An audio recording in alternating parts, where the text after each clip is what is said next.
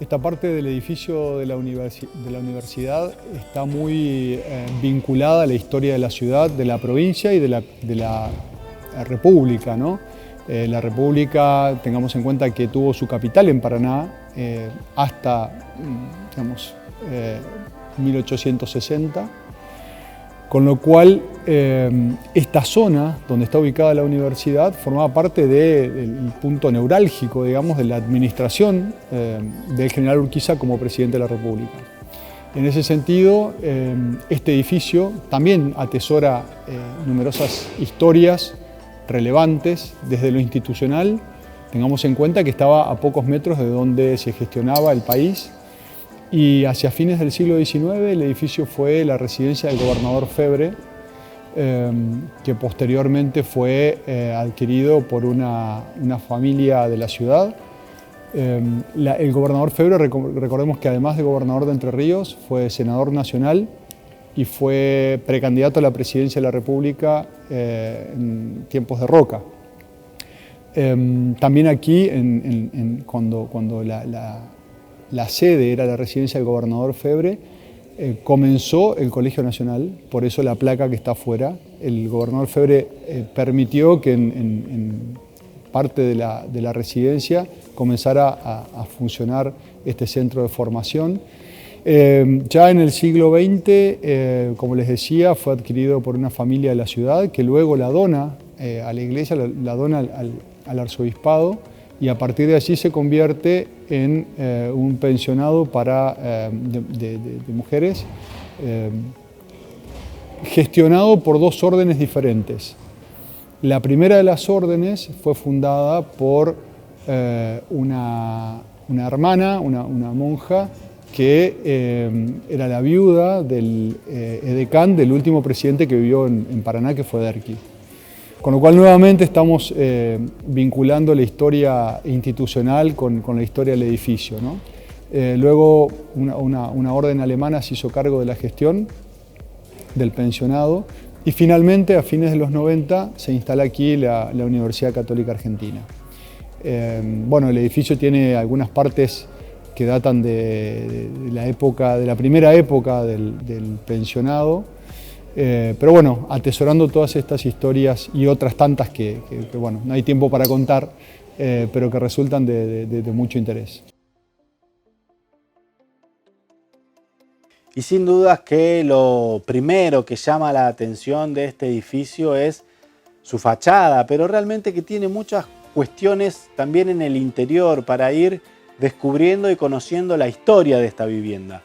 Una vivienda o un edificio construido en 1927, obra del arquitecto José Serrano, y sobre esta cuestión y distintas características de época del edificio nos va a contar el arquitecto Marcelo Olmos, especialista en patrimonio arquitectónico y quien conoce muy bien la historia del edificio, y también de Micaela Palma Comaleras, quien hizo el encargue, construyó el proyecto y luego lo donó al arzobispado de Paraná para terminar de configurar en gran parte lo que hoy conocemos como la UCA Paraná.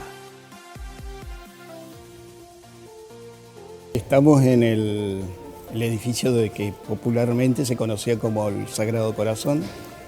Es un edificio edificado en el año 1927 por el arquitecto José Serrano. José Serrano es el primer arquitecto, no nació en Paraná, pero se crió en Paraná, que trabajó desde Paraná, o sea, un desconocido para el Colegio de Arquitectos, pero bueno, es bueno que se vayan enterando. Bueno, José Serrano nació en Málaga en 1888, vino a Paraná siendo muy chiquito, 4 años, con su familia. Eran unos inmigrantes que eligen venir a Paraná porque habían sentido que había una gran escuela formadora de maestros y vienen a educar sus hijos a Paraná. Bueno, José Serrano es uno de sus hijos y el otro de sus hijos es Antonio Serrano, el del Museo Serrano. O sea, vaya educación que recibieron los dos. Bueno, José Serrano recibe el encargo de este edificio de parte de Micaela Palma de Comaleras. Micaela Palma de Comaleras era una señora que provenía de una familia muy rica, los Palma, casada con Esteban Comaleras Crespo Candiotti, más rico que ella, había heredado de los Crespo y los Candiotti enormes extensiones de terreno. Ella quedó viuda y decide construir en memoria de su esposo este edificio, que está en el terreno donde se encontraba, digamos, la casa del gobernador Febre. ¿Cómo lo plantea Serrano? Serrano lo plantea, ya estamos en una época donde existían cambios muy grandes en el planteo arquitectónico, o sea, edificios más compactos, circulaciones más fáciles, más cercanas, pero digamos tiene que crear un pensionado para señoritas que vengan a estudiar a Paraná, ese era el fin, y lo plantea alrededor de este enorme patio con 2 pisos y una estructura en el segundo, en el tercero, no en el segundo, y una estructura en el segundo, digamos, bastante amplia. Tenía una salida por calle Santa Fe, donde había 2 casas gemelas, una para el personal que se encargaba del complejo, otra para retiros espirituales. Lo que plantea, y es muy interesante, es muy sobrio el edificio, porque es un edificio dedicado a la educación. El vestíbulo es interesante con su escalera y ese ojo de buey que se puede ver desde arriba, los vitrós, y la capilla que se inaugura en el año 29. La capilla tiene la curiosidad que debajo del altar está la cripta donde está Micaela y su marido enterrados. Y realmente que este edificio tiene un valor patrimonial muy especial y también contenidos artísticos muy valiosos en su interior, como son los vitrós realizados por un reconocido artista catalán, Struch, que tiene obras en distintos puntos de la Argentina y también se destacan mucho todos los trabajos que hizo aquí en este edificio de la ciudad de Paraná. Pero el arquitecto Marcelo Olmos ahora nos va a detallar cuestiones técnicas y estilísticas de la fachada del edificio, que es lo que termina de definir su carácter, su personalidad y también otorgarle el valor patrimonial que tiene este edificio donde hoy funciona la UCA Paraná. Lo más bello del edificio es su fachada. La fachada es planteada, tiene, si uno, digamos, es observador o ha tenido la suerte de viajar, tiene un aire vienés, centroeuropeo, con esas columnas monumentales, ¿no es cierto?, con ese plano dividido en 3 módulos que las columnas acentúan, con los guardapolvo de las ventanas con esos frontis quebrados, y sobre la fachada principal un doble frontis quebrado, ¿no es cierto?, y en la torre, esa pequeña torreta bulbosa, ¿no es cierto?, que acentúa aún más ese aire centroeuropeo. Serrano lo plantea, digamos, con muy buen criterio, o sea, el criterio de una fachada sobre una calle urbana de tránsito, a pesar de que Paraná el tránsito sería no sería tan intenso como hoy, pero de tránsito, una fachada que posiblemente en el futuro enfrente tendría otras de similares alturas. En eso Serrano es impecable, es un arquitecto muy bien formado, estudió en Buenos Aires, es autor de la casa vecina de acá, que era la casa del senador Eguiguren, es autor del local que está en San Martín y 25 de junio, es autor de también la residencia Rosenbrock en Santa Fe y Alameda. O sea, esto nos da una idea de la habilidad del manejo que tenía Serrano, porque entre Rosenbrock, estilo Art Deco, y esta fachada de un sobrio barroco vienés, hay un conocimiento muy sólido de su parte. Es autor también de la casa de Micaela Palma, que está al lado de la Capilla del Huerto. Es autor de la Municipalidad de Diamante, intervino en la Iglesia del Carmen, que había sido proyectada por otro arquitecto de apellido Roca. O sea, nos muestra una versatilidad en el primer profesional que se instala y vive en Paraná, porque hay obra de otros, como la biblioteca y otros sitios que son profesionales porteños, que venían, planteaban las fachadas, planteaban los edificios y la obra quedaba en manos de constructores locales. La familia de Micaela eran 3 hermanas mujeres y un varón. El varón Luis Palma era sacerdote, un formidable sacerdote en el sentido de su formación. Era poeta, fue diputado y era cura. Párroco de Gualeguaychú, gracias a él se construyó la iglesia de Gualeguaychú, y cuando fallece, muy joven, la ciudad de Gualeguaychú le dedica un monumento. Hay una enorme escultura que lo honra, una estatua, retrato de él, que la hace nada más y nada menos que Lucio Correa Morales, o sea, un escultor de alto vuelo. Micaela es una mujer muy generosa. Es la que dona el terreno donde hoy día están los salesianos en Don Bosco. O sea, estamos hablando, de una sociedad muy que miraba el desarrollo de la ciudad con otra mirada, con una mirada más generosa. Ella está sepultada en este edificio. Yo creo que fue un acto también muy, de homenaje a alguien que dio lo que tenía en este hermoso edificio que, como dijo, el doctor Acevedo Miño,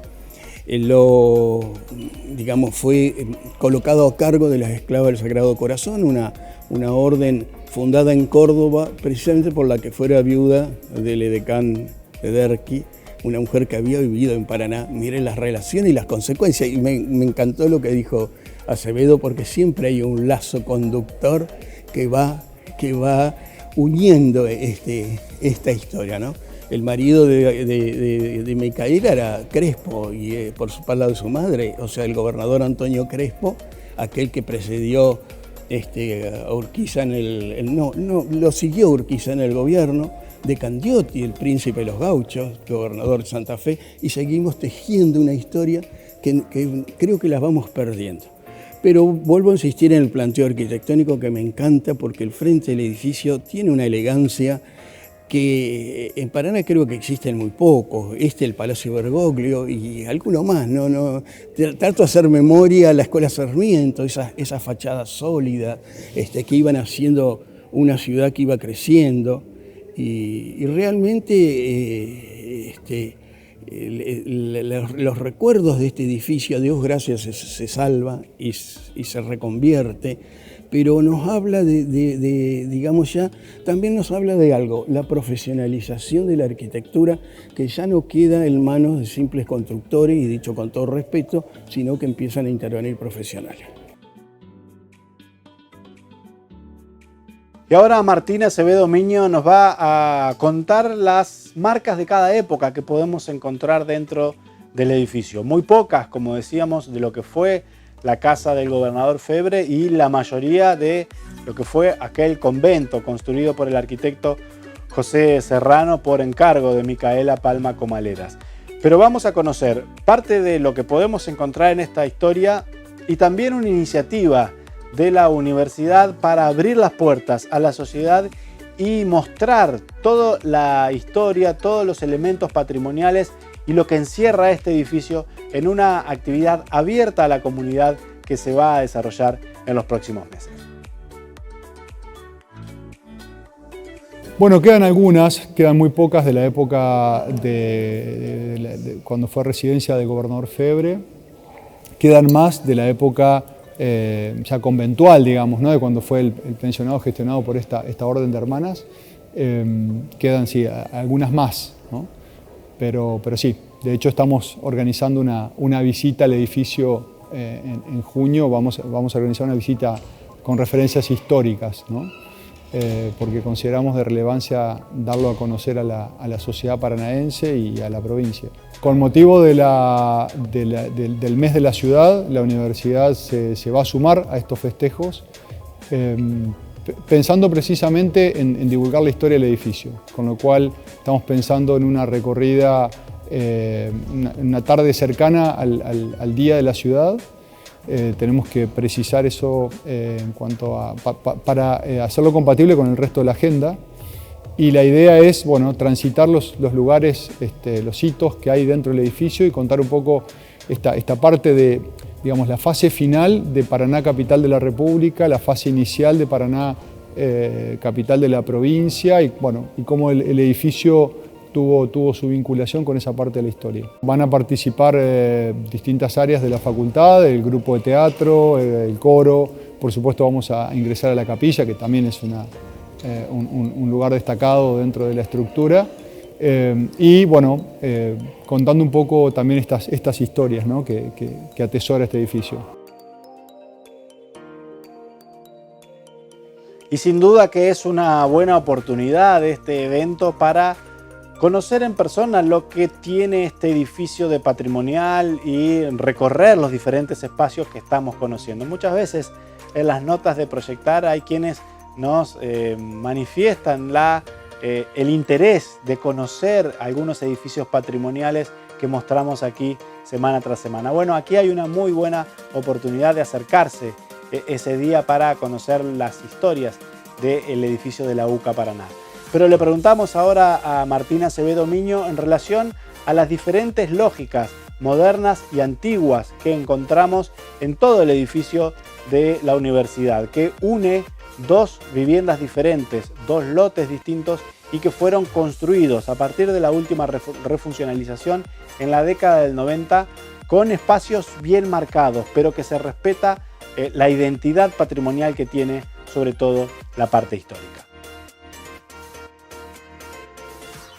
Bueno, desde que la universidad está aquí, a fines de los 90, hubo varios espacios que se refuncionalizaron para albergar al área de administración de alumnos, los despachos de los directivos, algunas aulas también en el edificio antiguo, y en el edificio contiguo se mantuvo la fachada de la casa que allí existía, y la parte de atrás responde al diseño arquitectónico de las demás sedes de la universidad, de Puerto Madero, de Rosario, Mendoza y la nuestra, ¿no? Con un auditorio con capacidad para 550 personas, un auditorio más chico que tiene un formato de microcine, aulas muy modernas con mucha tecnología, y otros espacios, por ejemplo, dedicado a la investigación, está también el área de deportes de la universidad.